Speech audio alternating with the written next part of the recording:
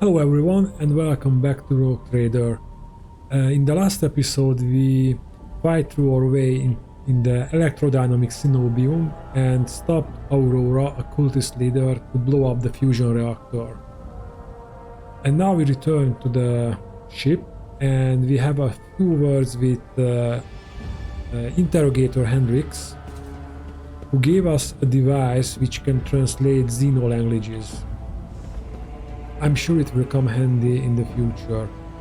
And now we will assess our situation and make our next move. And for that I think we will visit the Govenor, because we received word that the Govenor wants to see us.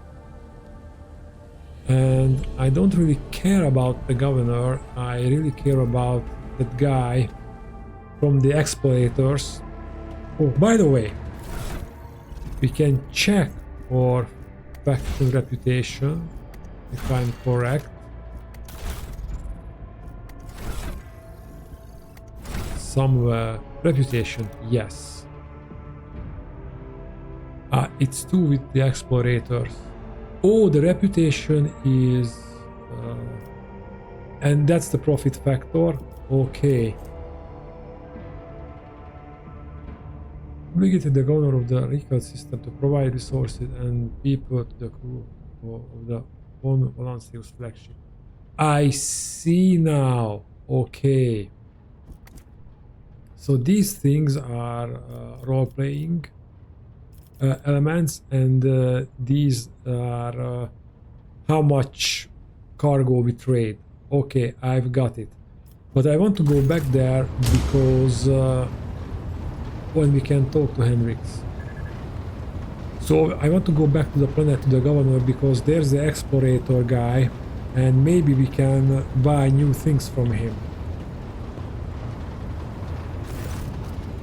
Hendrix looks at you intently, his head tilted. I know nothing about you, Hendrix. Could you tell me a little about yourself? I'm usually the one interested in the pasts of those around me. Not the reverse. I come from a night world, Guizorn 3. I belong to a branch of one of the noble houses until my exceptional abilities were discovered. After that, I was sent on a black ship to Holy Terra, where I was trained and I began my service for the glory of the Imperium. Tell me about Black Ship. Yeah, I really want to hear about that because I know they are in the lore, but I don't know much about them. Except they collect psychers around the Imperium and bring them to Terra, and they examine the psychers, and if they are not worthy, then basically they will sacrifice to the Emperor. Picture a vast prison ship filled with frightened, angry psychers who can't control their abilities and who have just lost their homes and their families. Some of them were children and adolescents like I was. Some were monstrous creatures who no longer had the right to be called human, or psychopaths who reveled in their impure powers. Once, when one of the miscreants broke free, those in command simply depressurized the bay and got rid of the culprit, along with the prisoners and crew tainted by him. But even after that, I heard the echo of inhuman suffering and terror that filled that part of the ship. It grieves me to recall that episode to this day. Do you remember your home planet? I do, but I have no ties to my homeworld now. None except my first name. I left Guizorn 3 when I was still a child. My family disowned me, stripping me of my family name. I was given a new one by those who trained me. Even for a noble, being branded a psyker is a mark of eternal shame. I experienced that firsthand before I was put on the Black Ship. How did you discover your abilities?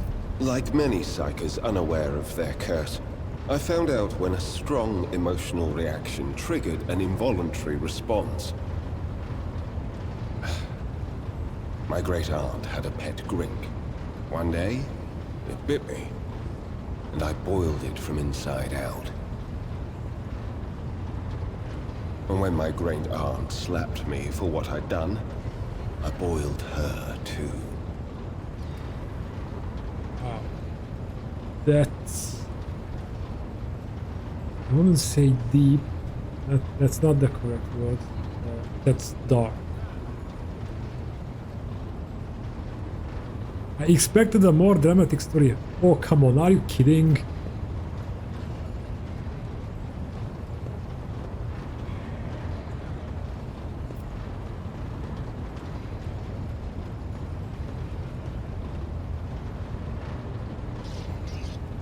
I don't know what I'm more surprised by, the absurdity of this story or the fact that you're capable of such a show of emotion. I don't consider raw emotions to be a necessity in everyday communication. But let me assure you that I am more than capable of anger. Fortunately for others, I learned to focus it. Properly measured rage reveals the full potential of combat psychana, in much the same way as aged cheese reveals the notes of a mature amasek.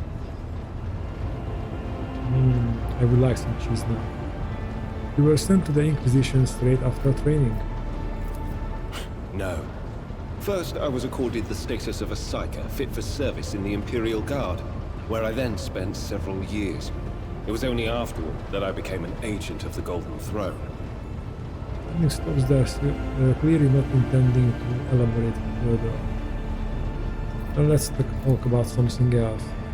How long have you served in the Inquisition? Since the day of my initiation as an acolyte. So, decades. How many real years it's been, it's hard to say. When I return from a journey through the warp, I often discover that much more or much less time has passed in real space. You visited many worlds during your service. I wager... Indeed. I have visited many of the places brought to the Emperor's light, and those sullied by the filth of the arch-enemy. In truth, even after all these years spent visiting the various corners of the Imperium and looking beyond its borders, I still consider the Segmentum Solar to be the greatest of all humanity's bastions. Nothing compares to the majesty of Holy Terra, the might of Mars, the grandeur of the Segment's other worlds. What duties have you been carrying out for the Inquisition? For the Inquisitor? You can't really be expecting me to answer that question, can you? The interviewer returns your look and smile, but thanks to the expression in his ice-cold eyes, the effect is rather unnerving. For someone who's been in service for decades, you certainly look young. Yeah, I was wondering about that myself. The first step for biomancers such as myself is to take control of the processes of their own body, including aging. I've endured innumerable hazards in my work. If I allowed every trace of them to remain, I would look completely different today. Let's change the subject. Gladly. You're not the Inquisitor's only acolyte, correct? Of course not. The Lord Inquisitor's entourage comprises dozens of people. The best of the best. Experts in various fields and disciplines. Some of them I know personally. Others I have never met. To be honest, I'm not even certain that the people I know are still alive. I used to work with other acolytes of the Lord Inquisitor, but in the Coronis Expanse, I have been working alone.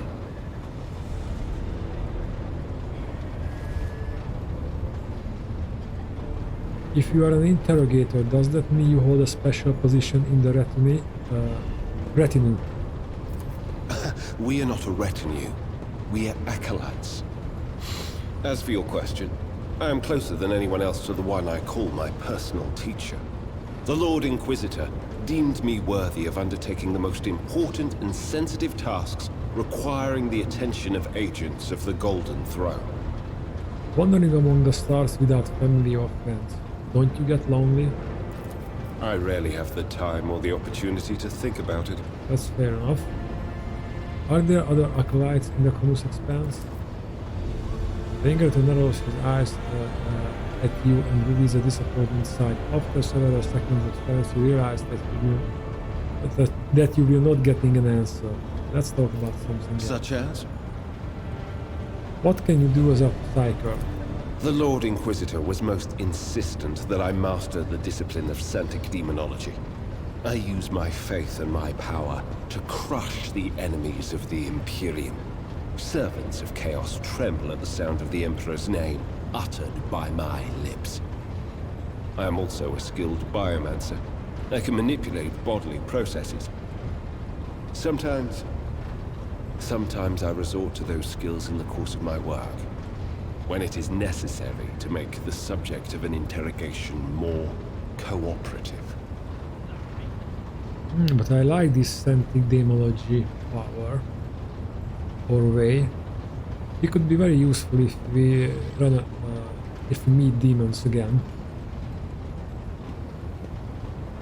Oh, okay, I almost clicked on that.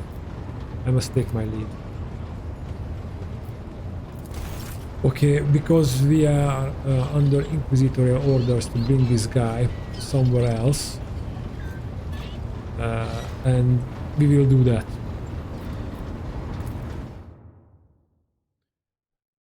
Because you just can't ignore the order or a request from an Inquisitor, not even if you are a rogue trader.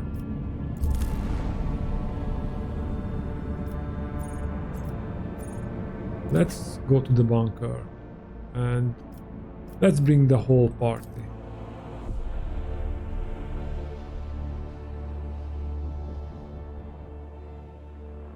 Power enhances effectiveness of psychic powers and increase character's resolve. Increases character's resolve willpower. Oh, I need to pay closer attention to that then. Rise to the top, or get left in the dust. Yeah, what does the Governor want first? Greetings again, your lordship.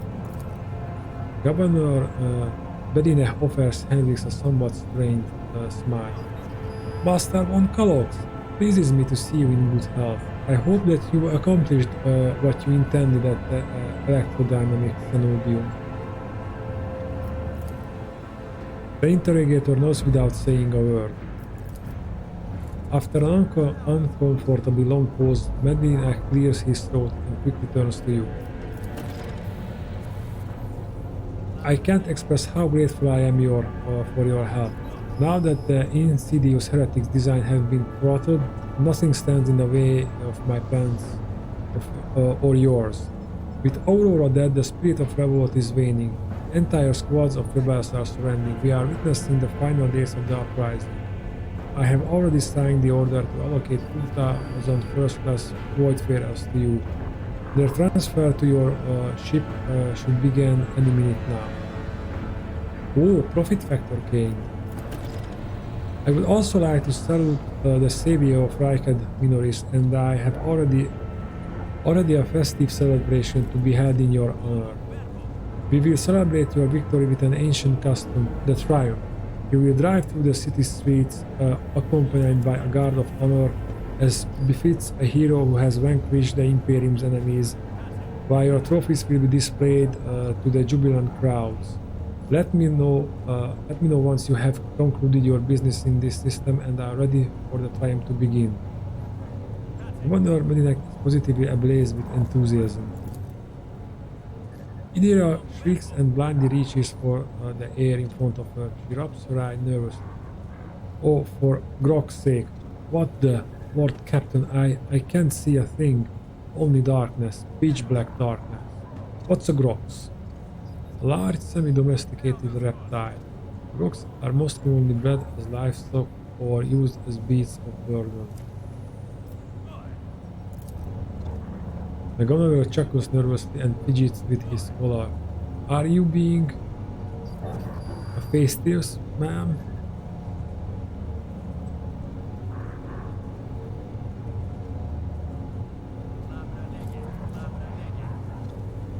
Another prophecy? I have no idea. Darkness just enveloped me. Bam, like some kind of wheel. But I'm not gone blind, no. It is the darkness that I see. It is the only thing I see. No idea what that means, but the whole thing reeks, Lord Captain. I don't like the look of...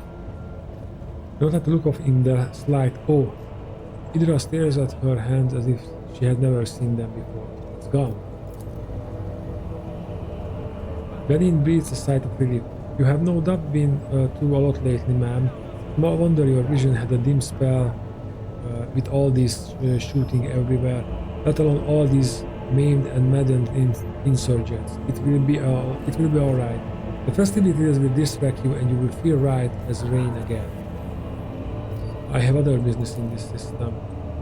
Then I daren't delay you for any further, your lordship.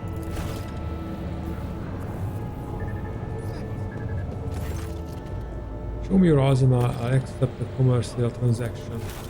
Commercial.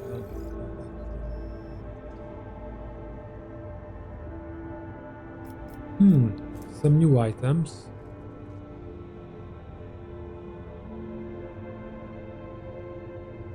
Oh, we already have the sniper. This again, despite the single shot and the die shots. Oh, that's the stabilizing. When the Wearer uses run and gun, they gain bonus damage on their ranged attacks. And we can just buy that.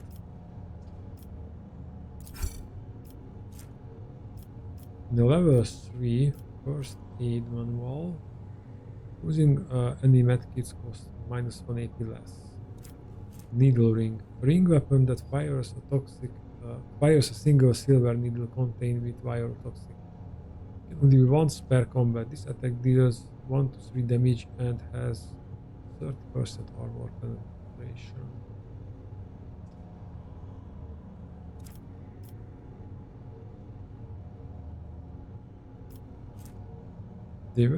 If the Wearer didn't spend movement point their turn, and they gain +10 to all their characteristics next turn.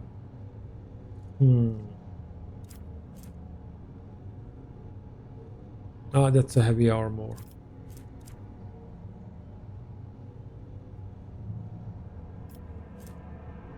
The first aid manual is tempting.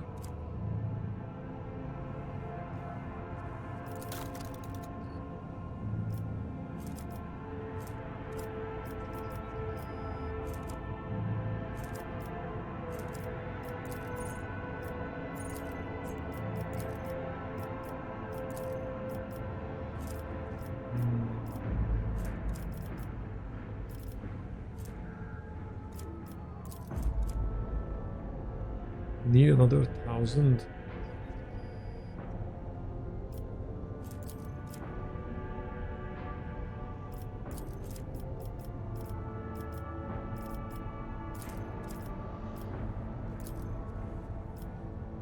Let's trade that and let's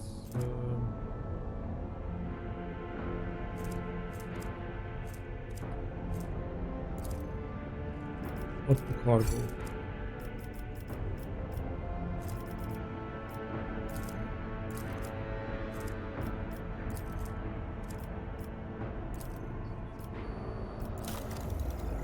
Let's get the first aid manual.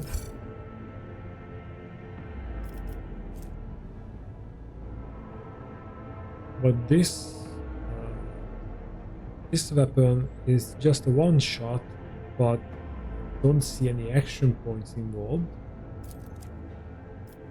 So let's get that as well.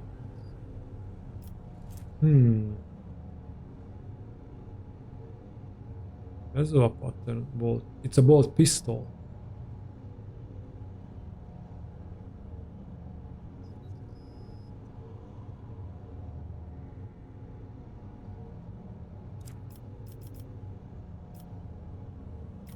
Let's buy 5 frag grenades.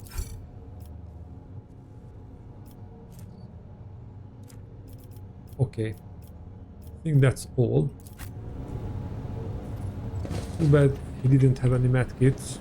I always keep my options open. Let's get back to the ship. And the planet has a bunker. And I want to explore that. So we can check out the planet. And then either go to the unidentified void ship, and maybe we will have a naval battle.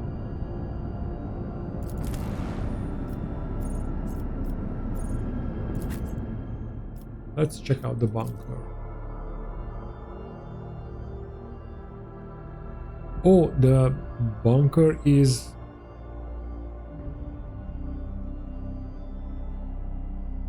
Okay. This is okay. We have been here. And return to the void ship. But there's one more area. No. Yes. There's the electrodynamic Cenobium. Yeah, we've been there. We have been in the starport. Okay. Then it's finished. Then let's check out this void ship.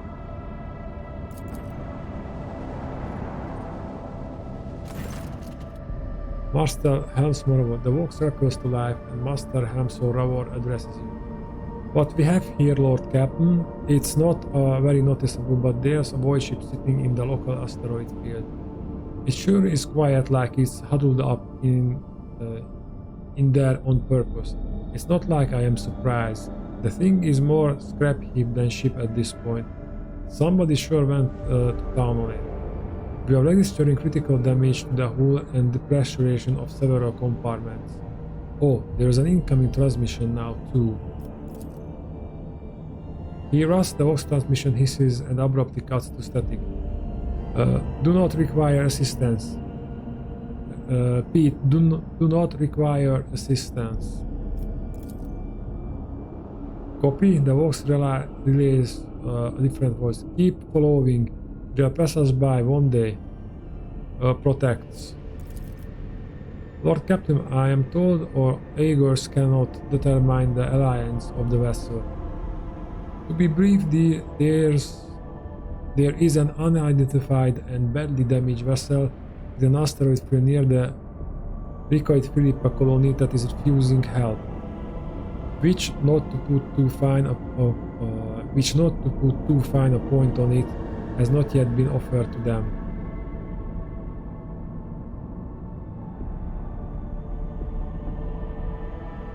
Ravor, can we establish communication? Let the vessel identify itself.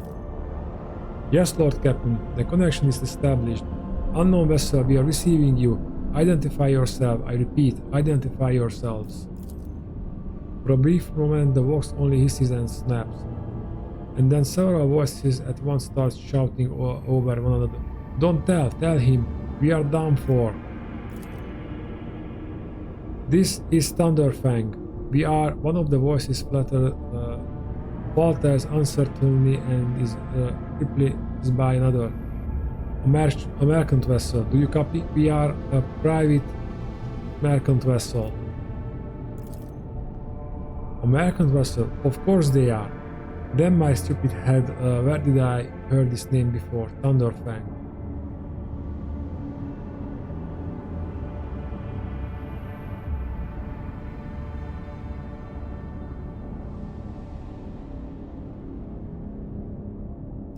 Ravor, damage report on the unknown vessel. Telemetry shows multiple hull breaches, most likely caused by the guns of a combat ship. Several compartments are leaking air. The breach has been almost completely obliterated. Two of the engines are critically damaged. Somebody gave them a thrashing so solid they barely managed to limp away. Thunderfang, why can we not identify you? You can make out hoarse and furious whispering even over the cracking of the static. Why? I don't know. What if? Certainly not. The whispering dies and the clear youthful voice cuts through the static. Our vessel is badly damaged. Damage is preventing the correct identification. We assume you self-full merchant vessel. Thunderfang does not require aid. Thunderfang, your vessel is badly damaged. What happened to you? The Vox responds by bursting into a cacophony of sounds, words, and emotions. Someone chuckles bitterly, another swears with some foul expletives, and yet another hisses furiously, demanding that the other shut up. I managed to make out little from all this noise. We were just flying, minding our own business. Straight out of the blue and opened fire. Miracle we could get away. Emperor protected. And the more fire, who? Void only knows. Roasted or tail bombed everything. The folks or forks are left without help. We never got to them.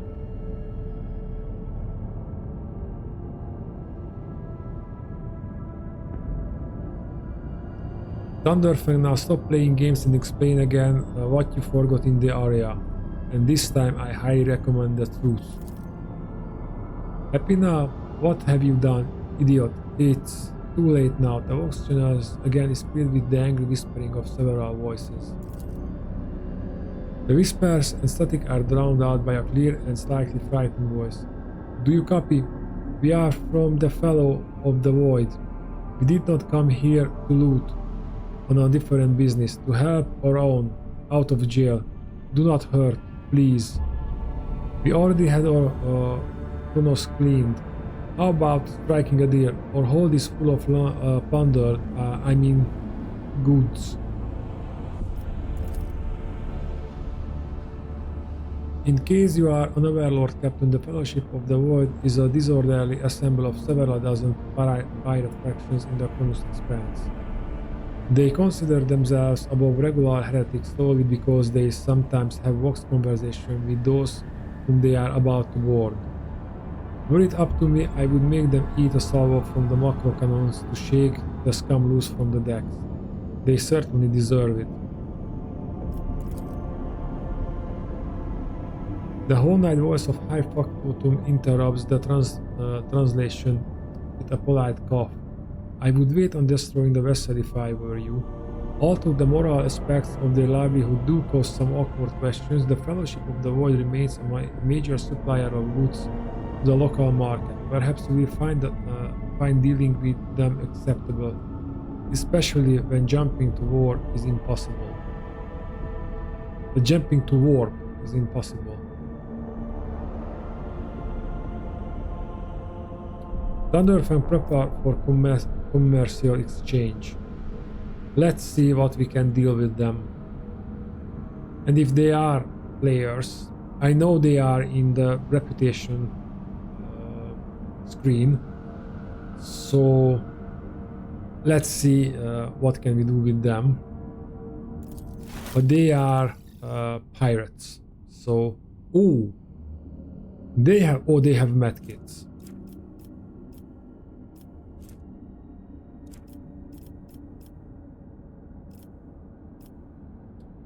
Camouflage robe. The wearer's range attacks decrease their target's dodge by 5%. Does not stack.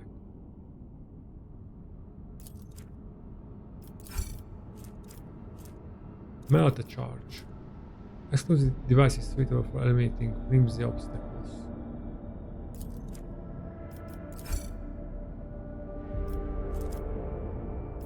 And now let's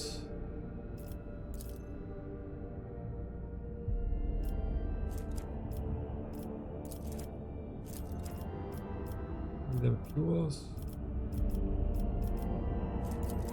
You want melee weapons? That's good. Give them melee weapons.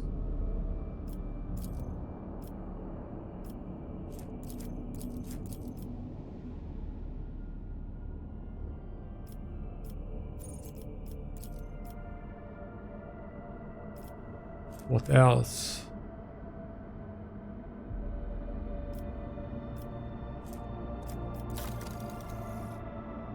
Yeah, I want to buy those medkits. So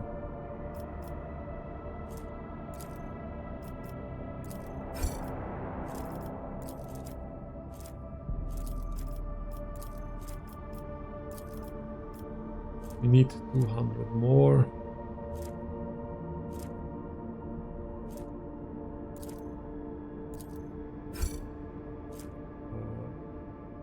What did just happened? Put some cargo in. Okay.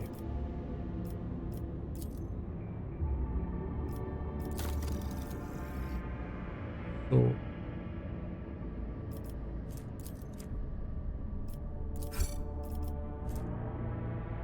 fencing body glove.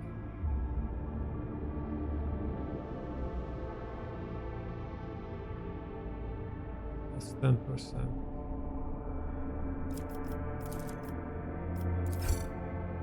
Take that. Noise suppression helmet. When the wearer kills an enemy in a monster reduce shot, they gain +1 result at the end of the combat. Mezzo pattern autogun.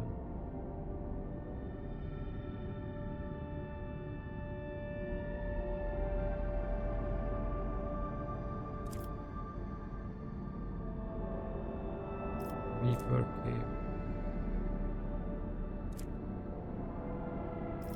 Force grenade deals 5 energy damage within the area and pushes the target 2 cells away. If a target in this area fails a toughness test, it is fall prone for 1 round.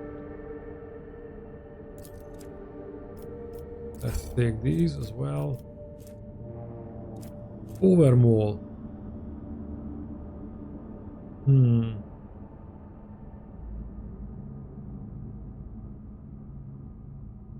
Interesting.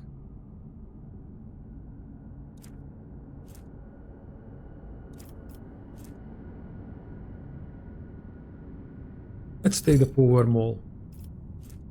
Stalker glove. If the wearer's range attack hits an enemy, the wearer gains +5 bonus to critical hit chance for the next range attack against the same enemy. Does not stack.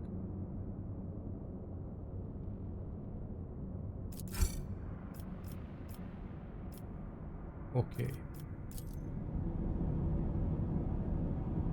Now we know what that ship is doing.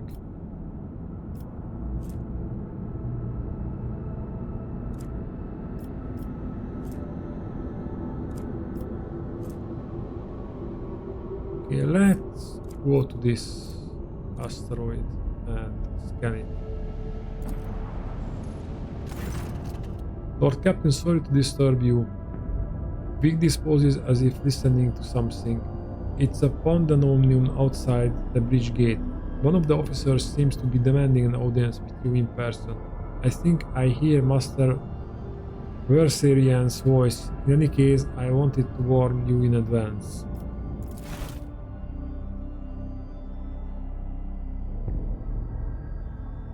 Let's see what's that all about.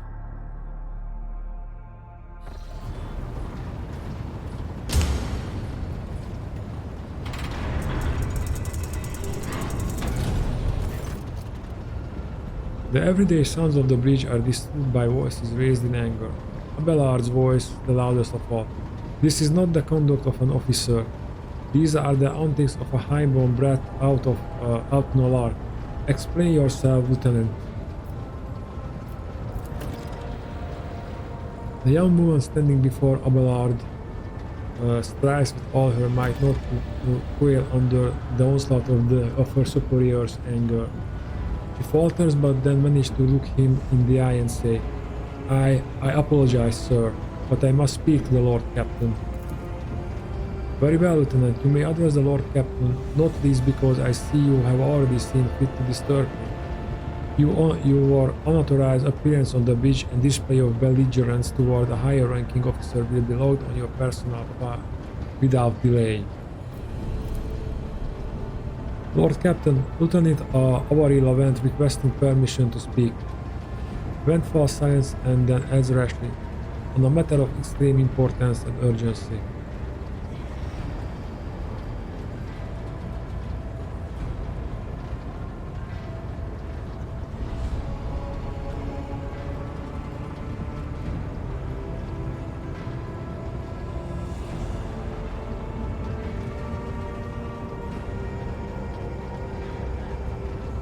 I will listen to you. I will listen to what you have to say. Speak, Lieutenant. This matter cannot wait. Any minute now, an assault unit will be dispatched to the lower decks on orders to crush the workers' strike by any means necessary. But I am convinced that this step is unwarranted and that the crisis itself was provoked by the action of one of the senior officers. Beth is almost trembling with tension as she delivers her speech, her face extremely pale. Abelard, in no hurry to interview, lets out a skeptical huff. Lord Captain, I urge you to investigate the actions of Seneschal Varisian and to intervene in what's happening on the lower decks, because very soon we will have a mutiny or a massacre on our hands. Bent reels off the last words as though she knows them by heart. She has clearly been preparing to say them for some time. When she finished, she cast an anxious glance at Abelard, then at you.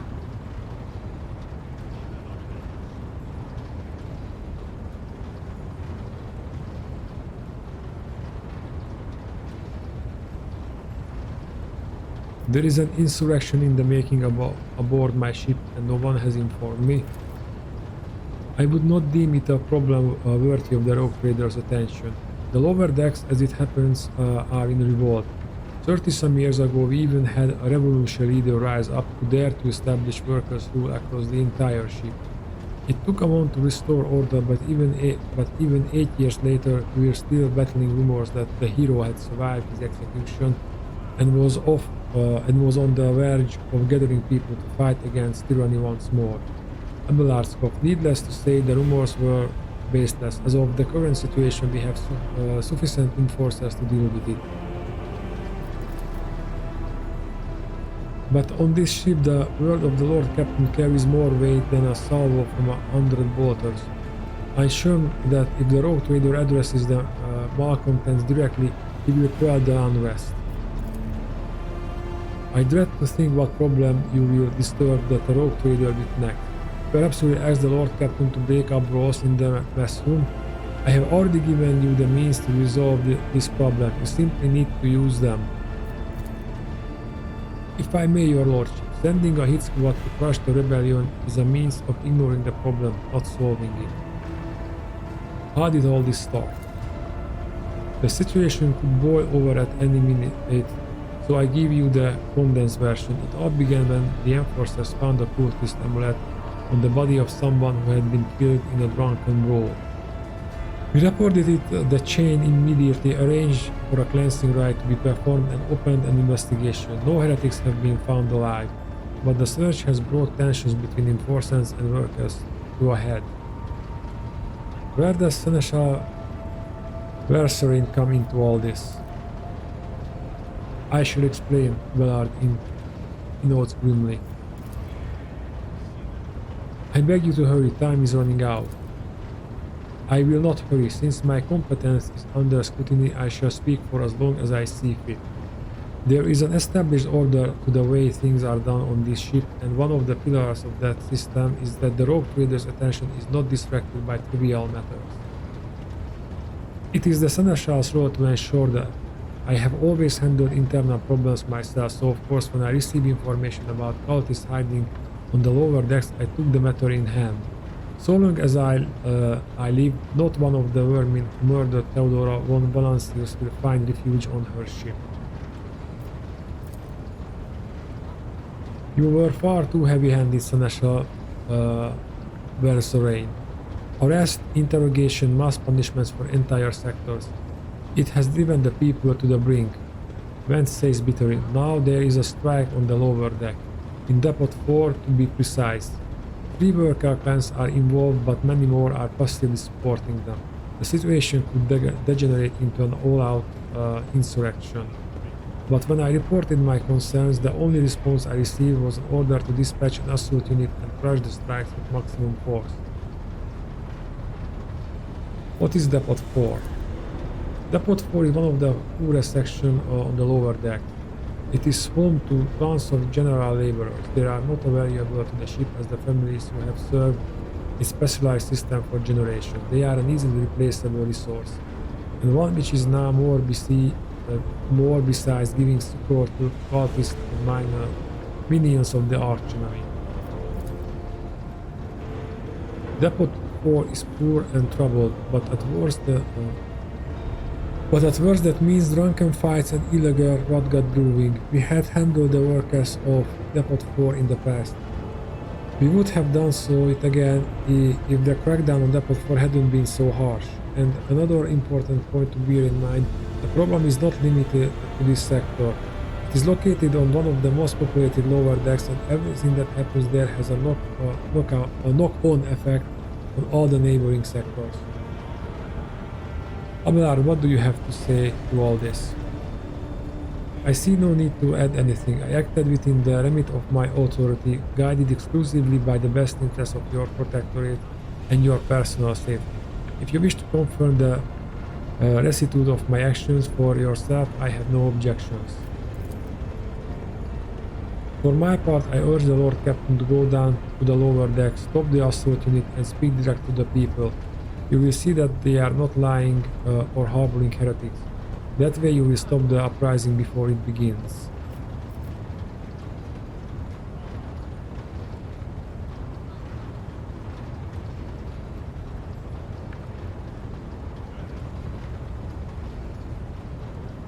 Okay, I don't want to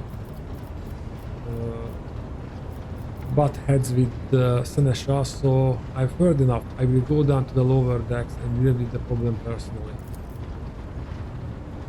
Praise the Emperor, one cannot contain her relief. Thank you, Lord Captain. Abelard grits his teeth slightly.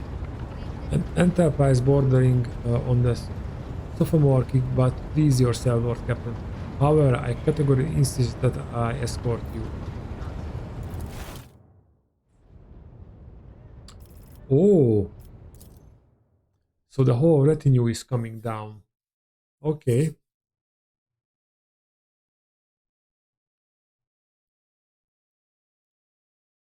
That means we might have a fight on our hand. But hopefully we can talk our way out.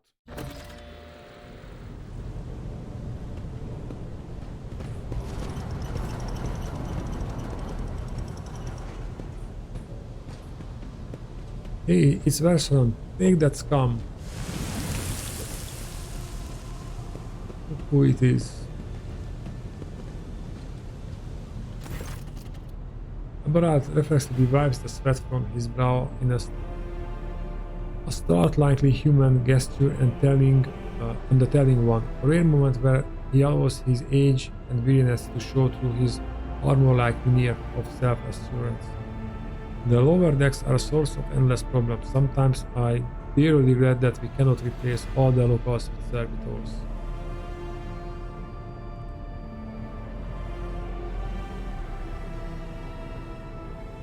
Did you hear? They were shouting your name. Of course they were. The organization of the daily routine or life of the ship rests upon my shoulders, the mountain of challenges and problems from which I endeavor to insulate you, Lord Captain. The situation on the lower decks has been a cause of concern, and I have intervened personally on more than one occasion. That must be why they remember me. They do not know your face. To them you are akin to a creature of legend who has stood on the step of the Golden Throne, no less. Whereas I am the man whose name is attached to every order docking rations or lowering a base heating. Let's keep moving, we need to get to the bottom of this. Something resembling a nest made out of thermal insulation material. This must where the workers sleep between shifts. Oh, nobles from the upper decks down here to see us.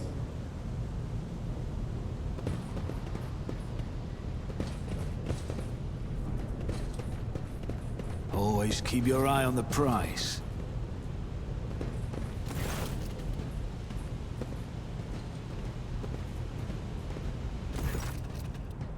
The sounds of a heated discussion reverberate through the ship's bays.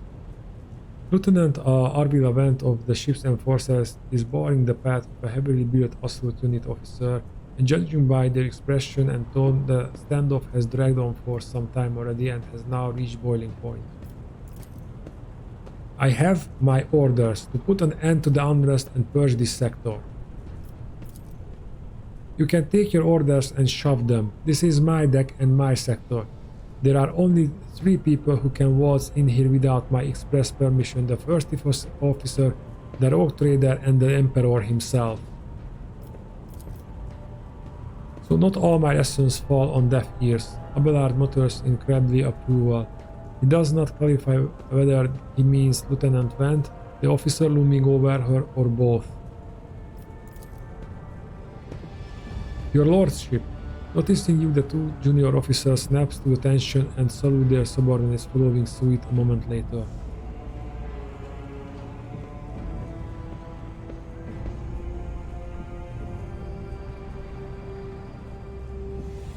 What's the situation? Your Lordship, my people have locked down the bay where the strikers are, including their leaders. We have the situation under control as far as resources allow. I want to speak to the strikers. Abelard's mouth twists, but he restrains himself and says nothing. Right you are, Lord Captain. Allow me to wish you good luck. Hope gleams in Lieutenant Vent's eyes.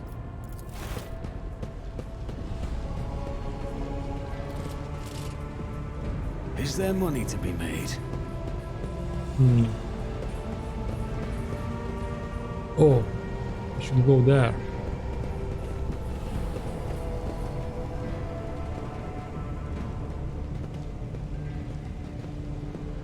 Okay, those are Keep your wits about you. Those are concerns I can sympathize with.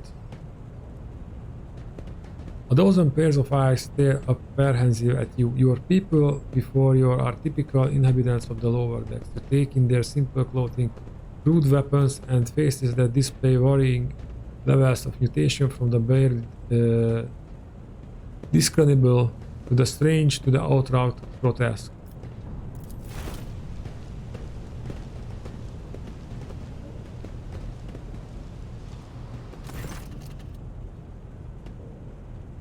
A whisper passes through the crowd, and you detect a mixture of fear, astonishment, and joy in their reactions. Finally, 3 people break away from the crowd, an elderly woman and 2 men. These must be the leaders. They bow clumsily before you. Lord Captain, you have to come down to us. Tell me what is troubling you. Why are you striking? Striking? That's new to us. Your ship says the tall, thin man in a worker's garb. All we're doing is asking questions, saying what we think. Shut up, Rivet, snaps the old woman, who turns her hostile dark eyes on you. Here's the deal, your lordship. Your damned enforcers are all on us. Enforcers are all over us down here. They say they're looking for cultists. One wrong word and they're reaching for their bantons.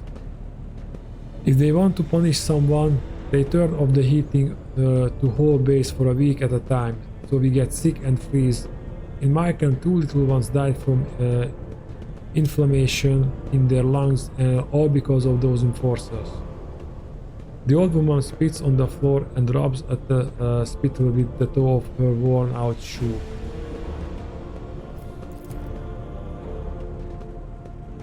Argenta does not interrupt the workers, but you see the sadness swell in her eyes when the children's deaths are mentioned. She quietly whispers a requiem prayer and makes a sign over herself. It's all true. Vent is the only enforcer officer who stood up for us. It's clear as day who had a mother from the lower decks and who grew up amid ship and has no fellow feeling towards us. The green man with scarred face throws up his arms. Your lordship, we are no villains here. We're honest workers, your servants. We have plotted no disorder, we went on strike openly, and now we got guns pointed at us. All we're doing is asking to be allowed to work in peace without being harassed.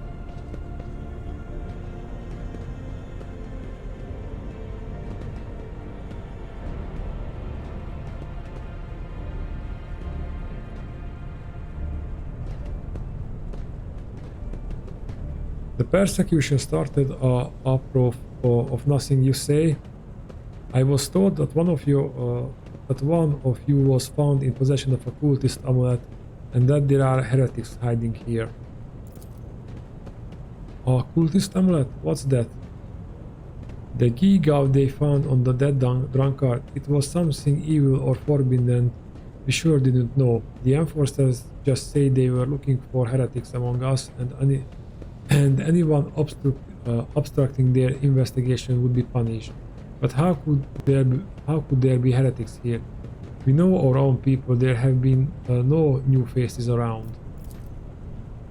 Definitely not, and if there were, we would be the first to report them. And as for this amulet or whatever it is, they took it off a dead body. There are no cultists still breathing in our sector, that's for sure. But when that fight broke out, some enterprising force looted the bodies. The boots they came back with, nobody ever read these decks in boots so fine.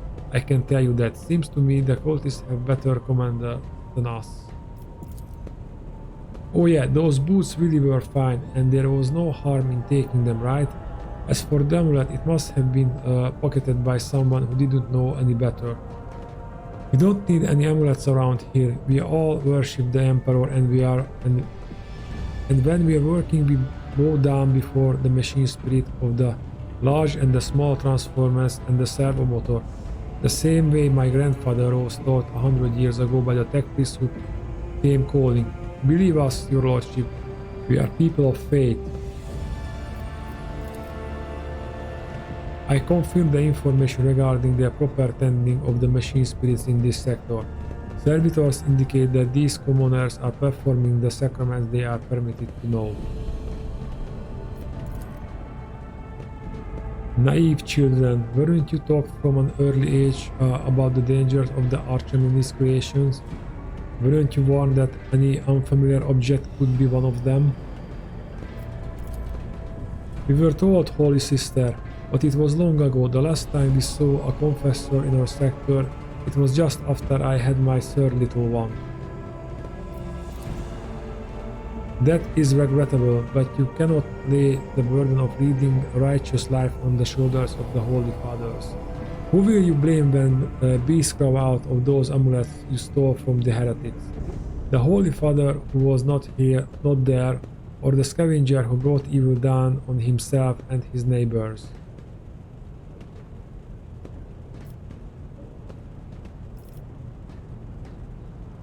Abelard, do you have anything to add? I authorize the use of all necessary measures to locate Chaos worshippers hiding in this sector. The specific steps taken by the officers were not reported to me. Abelard frowned clearly disgruntled at having to explain himself in the workers present. Nevertheless, I am certain that their actions were justified. Cultists are no drunken stevedoers. Stevedoers? I can't pronounce that. They are the enemy and a threat to the ship. Neutralizing them demands decisive actions. What changes do you want? Would you look at this? The exalted Lord Captain himself is asking us belligerents what we want. Well, here's what. We want you to rein in your damned enforcers, to quit turning off the heat and to stop buttering everything that moves. No, that's not it. We want the enforcers gone from here, and we want to be armed. Give us arms and we'll govern ourselves, we'll defend ourselves if these cultists do show their faces. I've been leading of my clan for 20 years now. Getting rid of these club-wielding thugs can only improve things around here.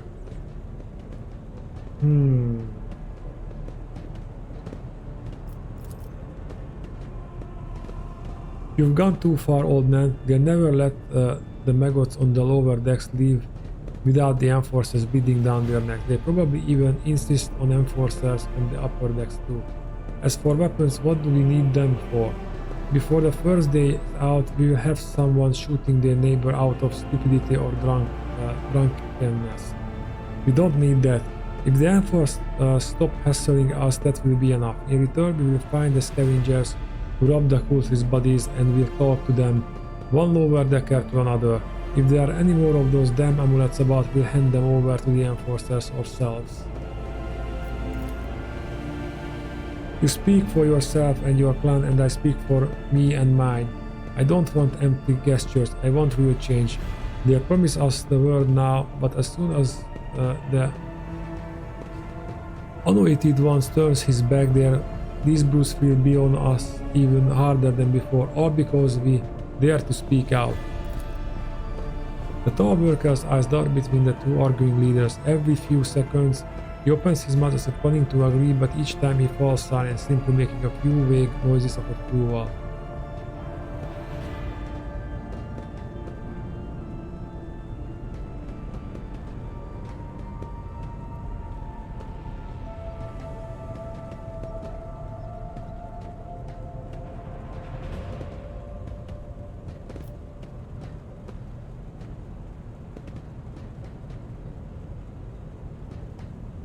No, I like this option. Spreading anarchy on the ship is the first step toward embracing chaos. Putting weapons into untrained hands would be even worse. What's more, the enforcers are needed to maintain oversight and order. Withdraw those demands and we will consider the rest. The tall worker they call Rivet shrugs and casts a sidelong look at the old woman.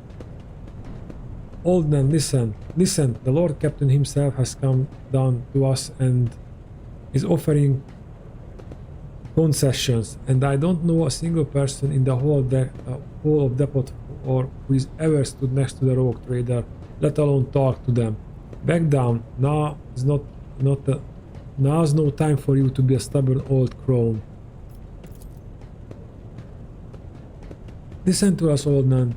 The three clans of Depot 4 ought to act as one. We made up our minds, it's your turn to decide. Don't ask them to disdain the enforcers or give us weapons. We don't need any of that. The old woman hisses in dissatisfaction. You two are ganging up on me, is that it? So brave you are against an old woman. But I shut up, I will indeed. I won't go against two clan leaders on my own. If you want to make peace with the enforcers, make your peace. That's great, just fantastic. Lord Captain, we are all agreed.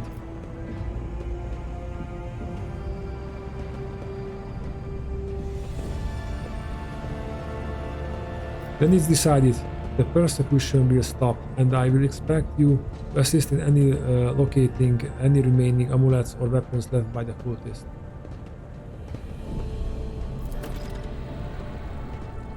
Your Lordship, thank you. You have not abandoned us lower deckers. You came yourself and settled everything. I tell my grandchildren about this. Of course, Your Lordship, we will root out any nasty business faster than the enforcers, and we will leave no stone unturned. This is a complete bedlam. Are you satisfied, Lord Captain? I couldn't read all that. Yeah, I'm more satisfied, and if they are causing even more problems, we still have the enforcers. Stopping unexpectedly, Alvard imperiously dismisses the unit to stand at distance and address you, your other companions, saying, I have an urgent matter to discuss with the Lord Captain. Please give us a moment.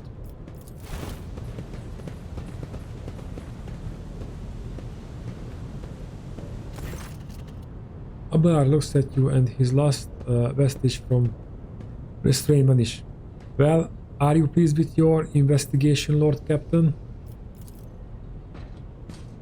You kowtowed to the disloyal rebel. You believed their lies and showed them leniency. Next time the ship is attacked by cultists, that rebel will welcome them in with open arms and allow them to wreak whatever havoc they like because they see you as a weak leader. Is that how you see your future at the helm of the Von Balancius Protectorate?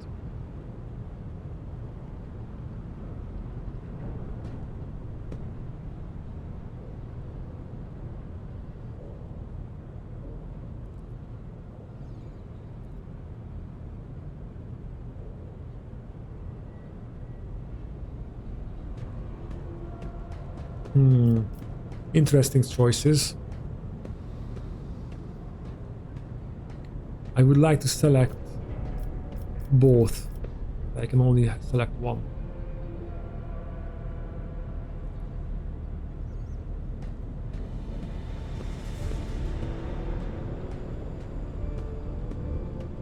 Well, what he claims that they will gladly accept a cultist,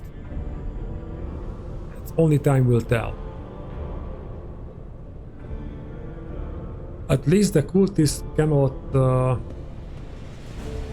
incite unrest between the people here, because they know the Lord Captain is hearing their voices.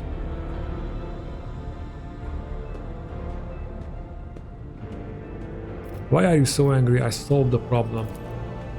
But why did you have to be the one to do it? And did you consider what it might cost you? I would have handled the situation myself had you not decided to intervene. Well, says irascibly. Remember Lord Captain Theodora. Do you think she ever set once slippered foot on the lower decks? No, she did not. Such matters were left to myself and the junior officers while she dedicated herself to the grand design for the Protectorate, as any true strategist and rogue trader ought.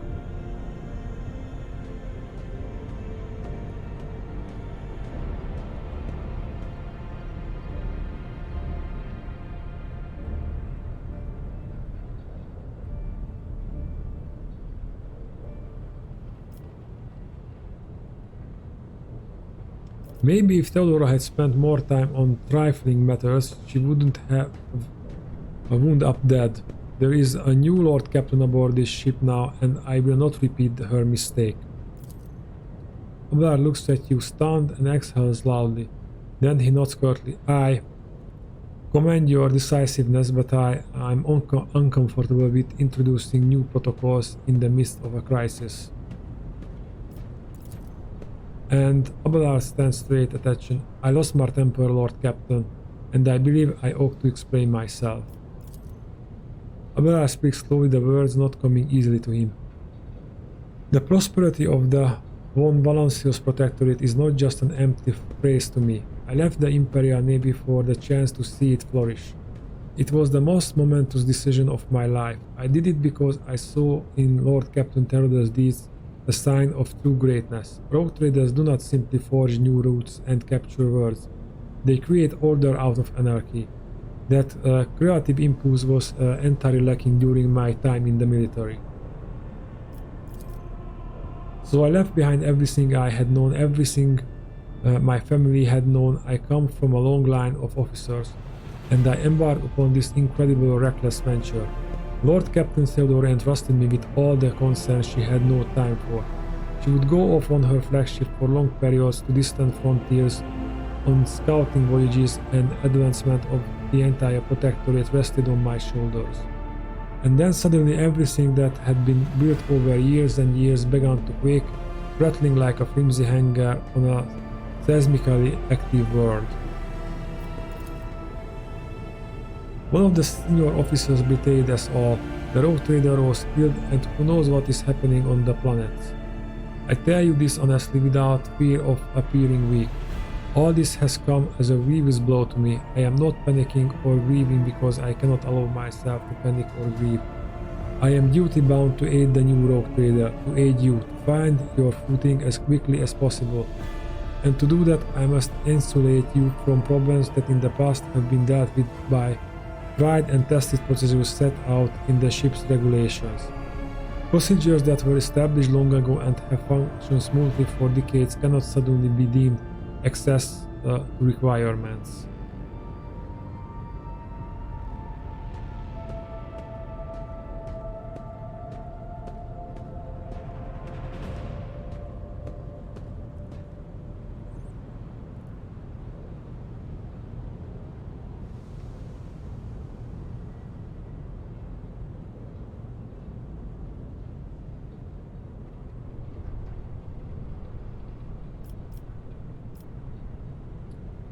Okay, let's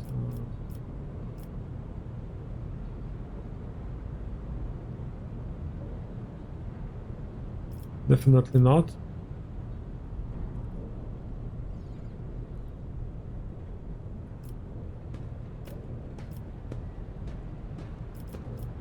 Okay, from the first three.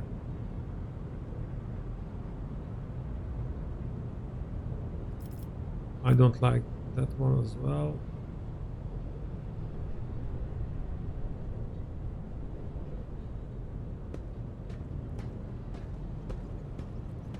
Oh, I won't follow his every recommendations.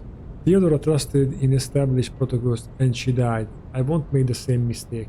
If you want to keep building the future of the Von Valancios Protectorate with me, stop living in the past. Abelard solemnly inclines his head. Yes, Lord Captain. After a moment's silence, he adds, looking at you with interest. Your resolve is admirable and demonstrates strong leadership. I shall remember this moment, should my old habits ever begin to creep back in. And now, please let us leave the lower decks. If the rogue trader desires to stretch his legs, there are far more suitable places.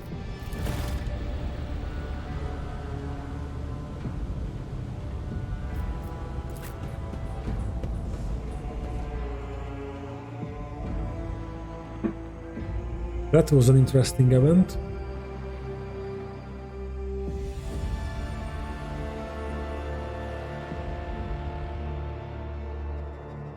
And we have some business on the prison world, I think. Oh, but we were just en route on that asteroid. I totally forgot about that.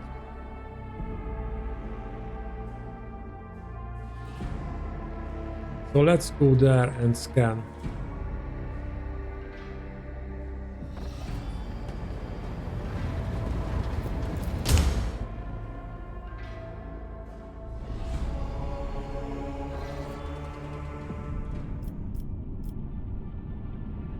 Yeah, we don't know what is this. It's not explored.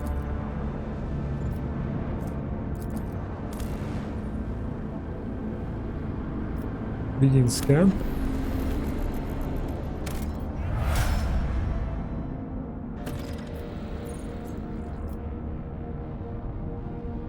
Picadiphilia.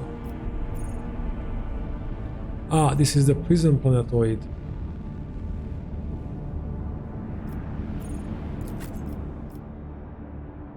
Oh, everybody is leveled up. Okay, then let's go to the prison world, level up everything, and I think we will run into a fight. Bounty hunters and infested shares that play the most dangerous and capable enemies and display a natural aptitude for slaying them. Penetration of enemy defenses and critical hits are what bounty hunters do best. Okay, I think we will go for bounty hunter. So I'm sure we will run into a fight here, and I want to include one fight in this episode.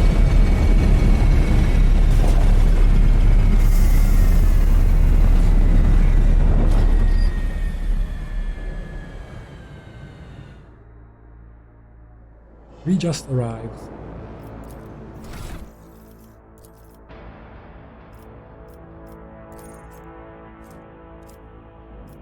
Instant exposure. Exposed weakness costs 0 AP. I like that now,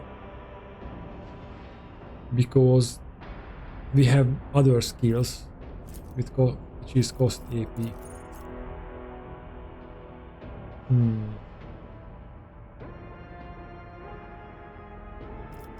Let's increase tech use more.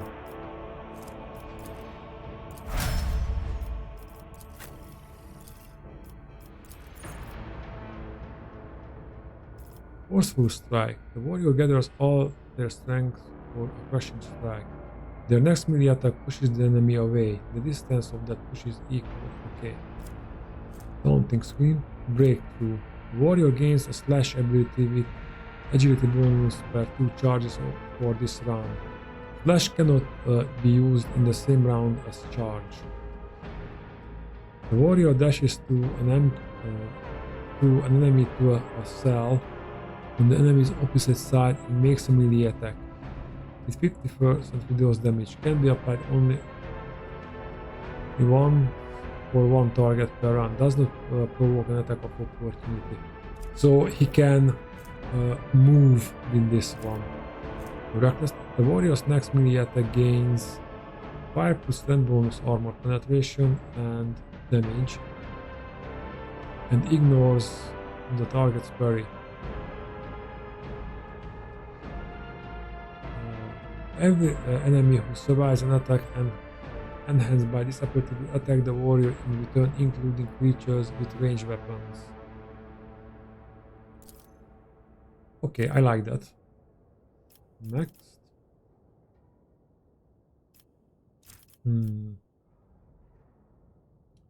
Doesn't have it, it will not die.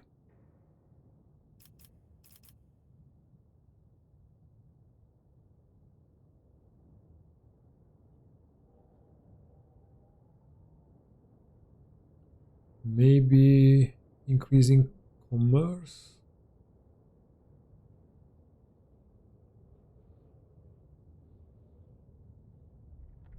Yeah, increase commerce a little more. So we can make better deals.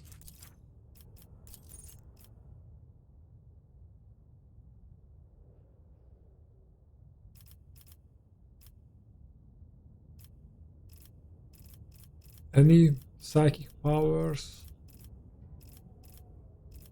C rating 1. Each level spiriting provides a seeker access to new psychic powers. It also strengthens damaging psychic powers. Then it is decided.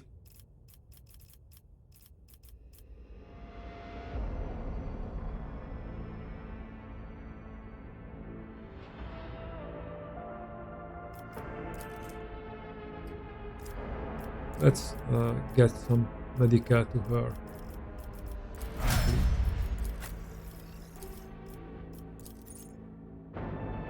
Concentrated fire. The next range area attack. Okay, control shot. The soldiers gives a sign that they are about to fire from the soldiers, and their allies will automatically dodge the soldiers' next attack, but it costs 1 AP. Entrench. The soldiers immediately spends all their AP and movement points to gain +30 bonus to cover efficiency.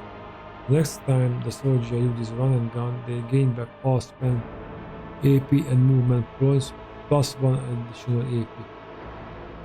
It also resets the cooldown of all other soldiers' abilities except for run and gun. Rapid fire. The soldier's next burst attack will have its rate of fire doubled but deal 25% less damage. All the shots will follow random trajectories. Only burst weapon capable of burst fire.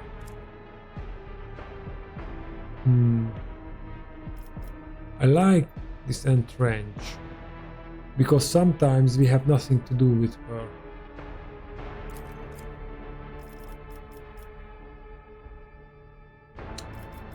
Medicaid. That's no question. And our favorite tech priest.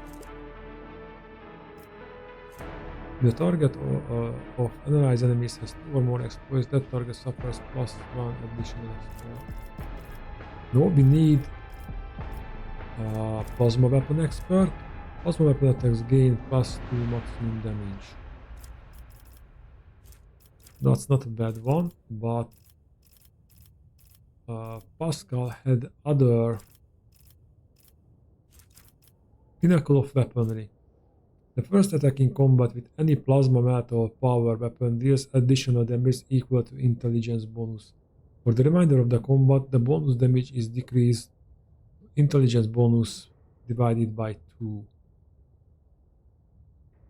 That's still 2 or it is a minimum of 2, so it's worth more than to have the other ability, because in the first shot it will be 5 bonus damage.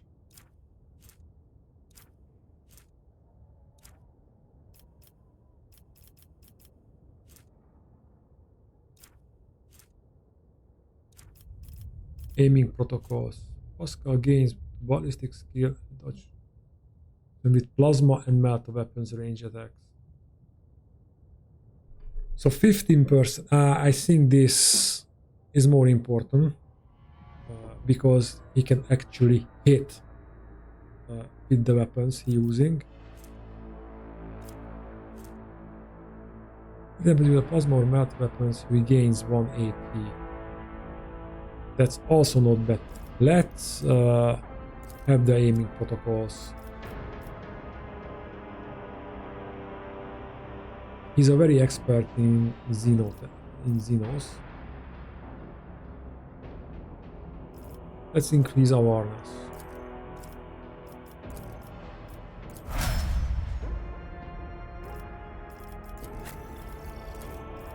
And the Inquisitor.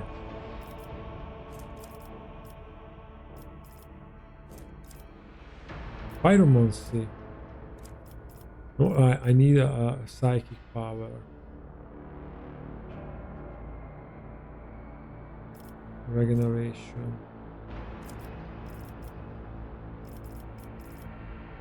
Purge Soul.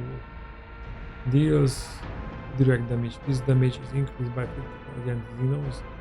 And Chaos Worshipper with Drukhari against demons.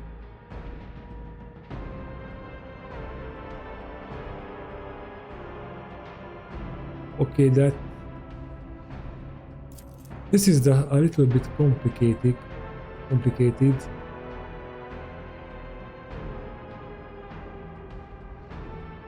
Okay. Result influence how efficient and for how long a character. This is the result. Oh, yeah. We need this. Because if we came against demons, that will be very, very useful.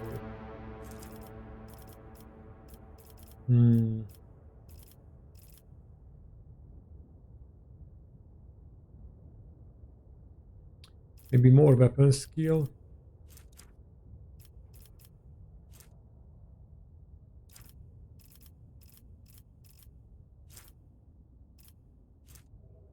Psyker's armor increases by 5%. This bonus increases by 5 at the start of every turn of combat. Expect the first.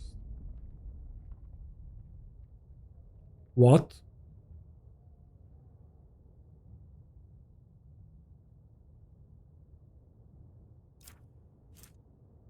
Enemies adjacent to the Psyker suffer loss.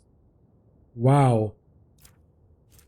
The first time that momentum reaches 200 during the Psyker stun, the Psyker gains +5 to all characteristics, +1 to resolve, +1 deflection. Sanctified Slayer. The Psyker's critical hit chance is increased by resolve %.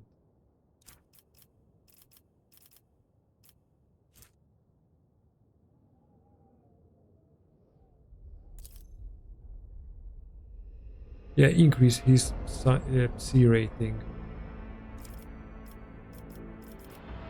Or no, because we got that Psi power and the Psi rating is needed for that.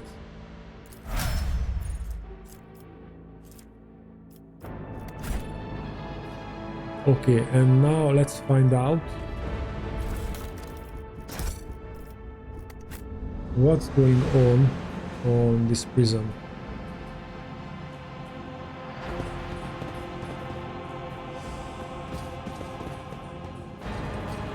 This could be an opportunity.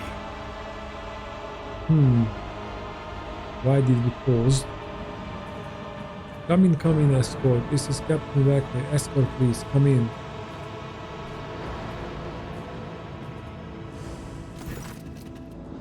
The pale young woman looks at you with a mixture of hope and disbelief swirling in her eyes. You notice her hands trembling as she clutches her weapon. Who are you? Did you come from the planet? Are you reinforcement? Saint Steed, I thought you would never come.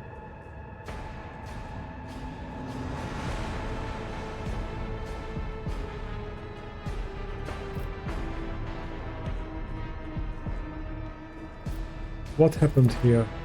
There's been a prison riot on the planetoid. Sadly, it's being led by the prison warden himself, the Honorable Anathego Castegalia. He has allied himself with the rebel that he himself was supposed to watch, and declared Riccardi Filia to be independent of the authority of the system's lawful governor. I came here as a shuttle pilot alongside the Honorable Evain Winterscale, son of Caligos Winterscale, rogue trader, vanquisher of Xenos, forever triumphant over the enemies of humanity. He details enunciating, okay, I just skipped that, every word of her overlord's title. The young Lord Winterscale wished to speak to the warden personally so he could put an end to his lawless treason. He and his escorts went ahead and she grows paler. I haven't been able to contact them over the oaks for a very long time now. Tell me about this planetoid. The only settlement on Riccardi Filia is the penal colony. The prisoners work in the mines and the domed quarries. They mine sulfur, caramodust, and sand, which is the melted down. A rather nondescript place, or so it was prior to current events. The warden himself is spearheading the riot? Yes, she bites her lip. No one expected this. Master Casteggila is a nobleman from a respected Govenor house and a vassal of House Winterscale. All of a sudden he proclaimed that Riccardi Philippia was now his personal domain, that the prisoners were his subjects, and that he would never bow to anyone again. It's pure heresy. And I take it they're looking forward to a diet of sand and gravel. What kind of a madman would start a revolt on a barren rock? Well noted. Either the warden has allies willing to supply him with resources, or he is insane. Granted there is a third explanation, he does not intend to leave this world alive.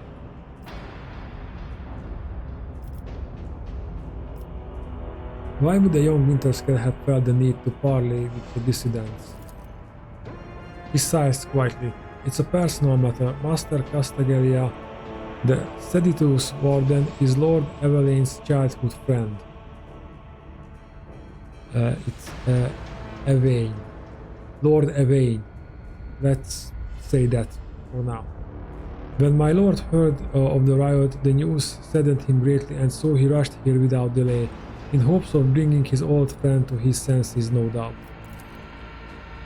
The first Winterscale in my memory who prefers to talk first rather than shoot and slash. He smiles faintly. Young Lord Winterscale is not his father's shadow. If he is determined to save his friend, he won't back down. I pray to the throne that he is alive and well. He's been gone for such a long time, and I really don't like this place. Is this prison riot connected to the planetary rebellion? It seems more like what that Warden Casteggila learned about the rebellion on Rikard Manuris and decided to use the situation to his advantage. I can't say for certain, perhaps no one can. Governor Medina has always preferred to shoot rebels rather than inquire about their motives and connections. Is there anything else I should be apprised of before I set out? Some of the rebels have holed up in the barracks. I don't know how many, but given this is the only way to where the negotiations are taking place, I would expect heavy resistance. Please take cautions, your lordship. Lord Winterscale guards mined the entrance so that the rebels couldn't get to the shuttle. I have no more questions, you may excuse yourself, pilot. The woman freezes for a moment before asking hesitantly, your lordship, if I may have a minute of your time, I wouldn't ever have dared to trouble you with a personal matter, but the situation... In any case, have you been to the capital of Rikard Minoris yet? I wanted to ask if you saw a man there, a communications officer by the name of Jaspar.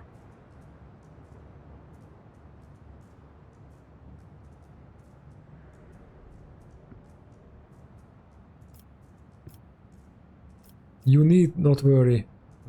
Jaspar is alive. She lets out a long sigh. You can see the relief gleaming in her eyes. You can't imagine how much I needed to hear that. Thank you. She bows. You can tell by the desperation in her eyes that she is exhausted, frightened, and wishes to be off this planetoid as soon as possible.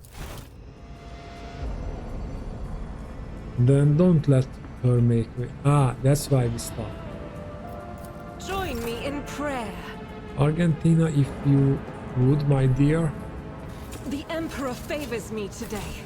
Rise to the top or get left in the dust.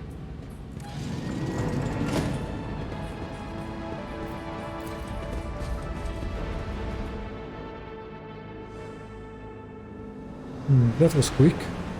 Quicker than I expected.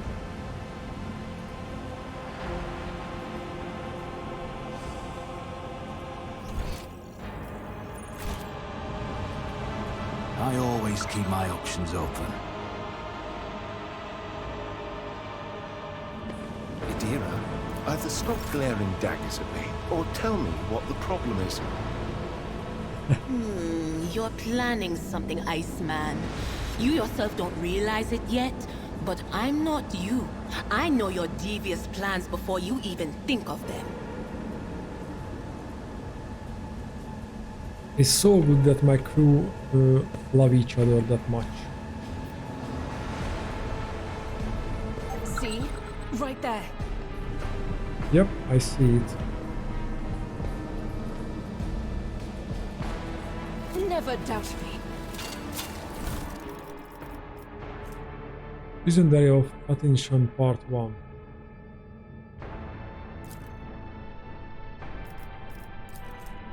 Rock shit, why me? Why? I missed my tithe payment 12 years ago. 12 years. The inspector's writ got lost somewhere in the bowels of the planetary administratum and was lying there this whole time. But they made sure to remember to tack on the finest every month. By the time they found the blasted paper and finally informed me, the total sum was so obscene it would take 3 generations of my descendants if I had any to pay it off. My fate was sealed. Trial, sentence, prison, all because of some draft rotten who showed my paper in the wrong box. To be fair, I think I got off pretty easy. My bed in the barracks is about as hard as that slab of rocketry I've got at home. Working in the quarry isn't much tougher than my old job, and the rules? Why take me, that old sod that Govenor's Riken Minoris is a bloody sadist by comparison. It's a strange old place. I haven't been beaten once yet. The guards bark orders all the time, but they never hit us. They also got this kind of inner circle of special chosen prisoners. The Optimatum, they call it. If you can get in, Emperor as my witness, you get an actual day off. They let you out of your cell and into the yard by the big barracks, and I tell you what, they let you rest there and feed you better than whatever will they given us in the canteen. They told me it's to improve our motivation and all that, to foster a stronger desire to reform and become worthy servant of the Imperium once more. But I know it for what it is, just a club for the warden's favorites, the same story as everywhere else. Suck up to the people in power and get some swanky perks. They said the whole thing was the warden's idea.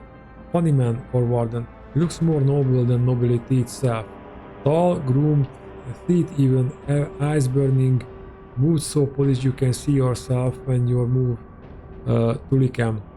But that nutter doesn't much want people licking his boots. He wanders around looking like he's deep in thought, alright, with only a couple of guards at his side, and he sometimes, if you can believe it, talks to prisoners.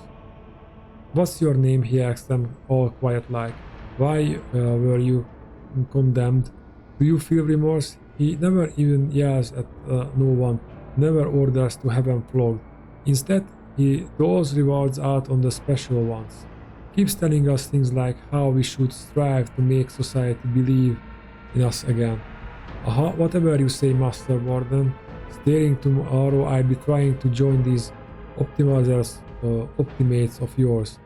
I'm stuck in here till the day I die, and that means no return to society for me. But with the Emperor's help, I might just join the ranks of the local elite.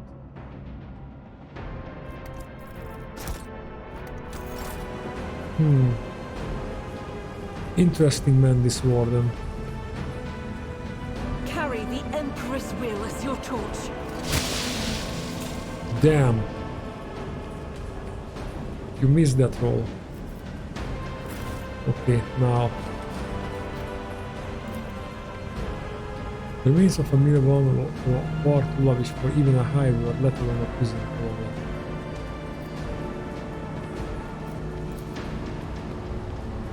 A long string of them extend beneath the heading The Quarry Workers of the Cycle. Always keep your eye on the price. Scraps of typical prison food repulsive to the sense. Around here? No. There was something.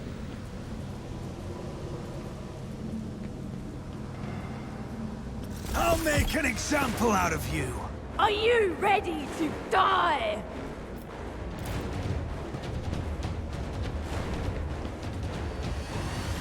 We have a lot of people here.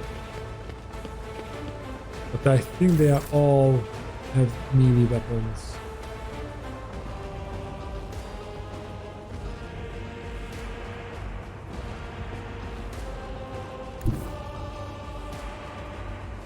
Rejoice in battle!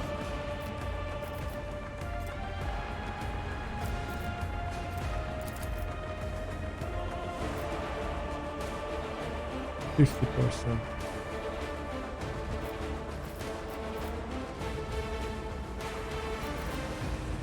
What's with the hologram there? Or we could shoot at him. Let's shoot at that guy. I'll do it.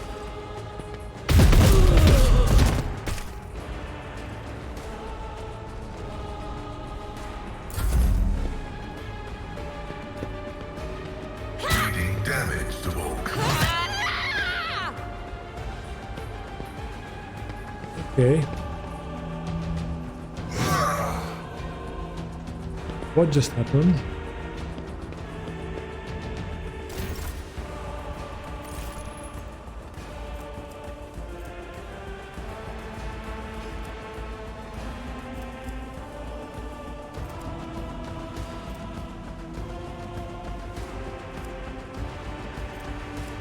I don't...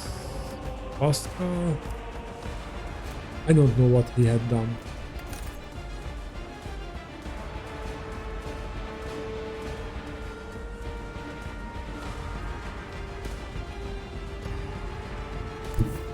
The Emperor is on our side. Move there and charge him. I'm done with this one. And now we can shoot.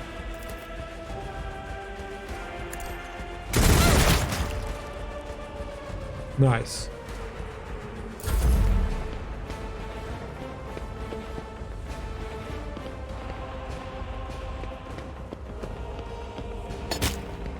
Why are you hurting Pascal? Let's heal the old man a little bit. Was that you? Or...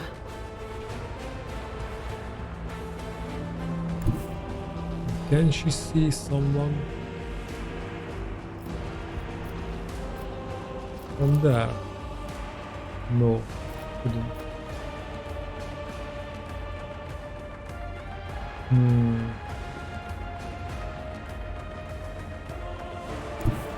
What is this foreboding? But of course. Just do this.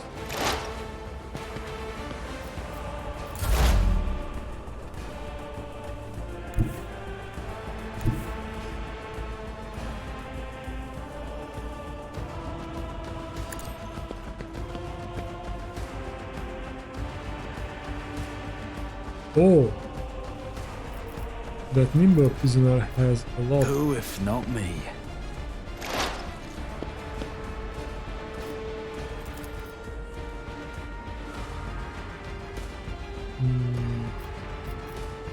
Let's activate the surefire plan.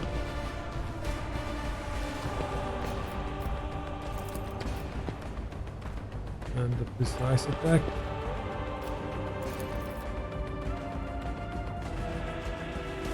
Oh, nothing. I think that guy is in the way. I'll see to it personally. But that was a nice shot.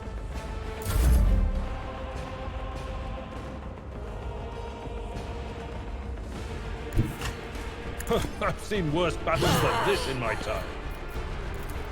Ballard can charge. At your beck and call. And swing It will be once, done. once more. Dodged. Alright.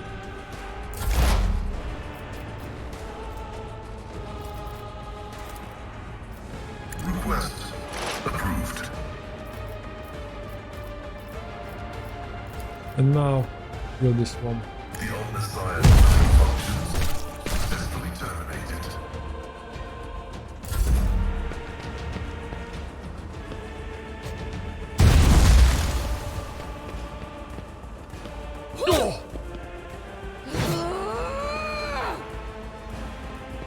So there's an ability to kick and strike. Doubt is for the weak.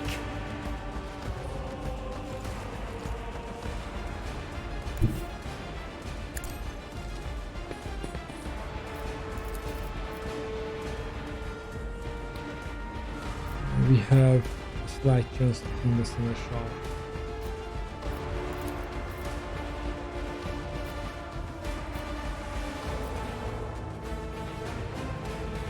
As the Emperor commands. That's one. And we can shoot once again. I'll do it.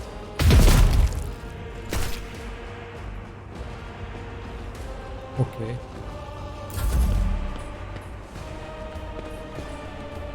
Get him. Reduced to dust!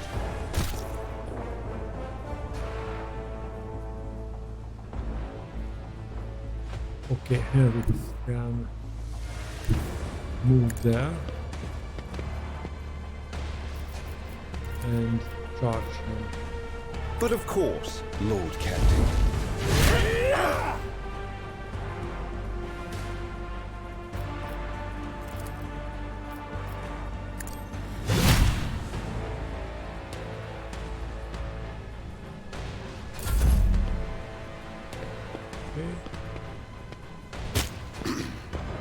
Throne take you.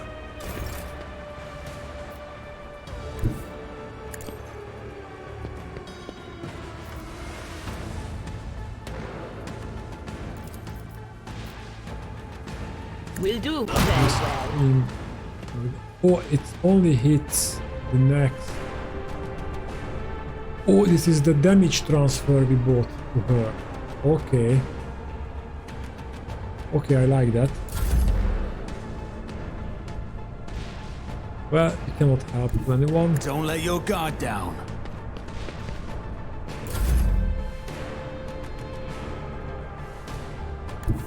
My place is at the fort. Go there and finish her. Indeed. One fewer target.